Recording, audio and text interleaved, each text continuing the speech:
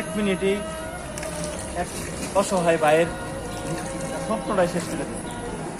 আজকে সকালবেলা সেই স্কুল, এটা হলো রহিম মোহাম্মদ স্কুল অ্যান্ড কলেজ, শৈশবের থেকে একটা অটোওয়ালা, তিনি সানাকুর শিবপুর থেকে 3 জন যাত্রী তুলছে।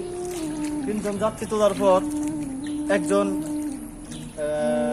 দুবাই হাসপাতালের সামনে নামছে, আর 2 জন এই স্কুল থেকে এসে একজন নেমে অটোওয়ালারা বলতেছে যে 1000 টাকা নোট চলো চা খায় ভাঙা আনি।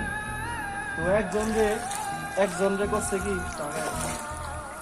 একজন রে অটোতে বসায় থুয়ে আর 1000 টাকা নোট ভাঙাবার যায় আপনার মিনিটের মধ্যেই এক বৃদ্ধ লোক, তিনি অটোটা নিয়ে এই রুট দিয়ে বরাবর চলে গেছে।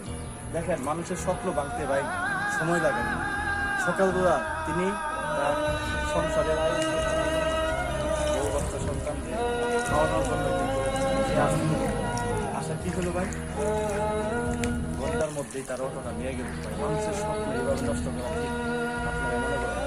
কিন্তু তারে ভাই ধরার চেষ্টা করছি এবং অটোওয়ালারে জিজ্ঞেস করছি, কিন্তু অটোওয়ালার এদিক থেকে ওদিক ছুটতেছে, যার কারণে দেখা করতে পারিনি। কিন্তু ভাই, যে অটোটা নিয়েছেন বা যারা এই ব্যবসাগুলো করেন ভাই, মানুষের স্বপ্ন নিয়ে খেলা করেন না, মানুষের স্বপ্ন নষ্ট করেন না ভাই। ওই অটোটাই ছিল তার আয়োজন করা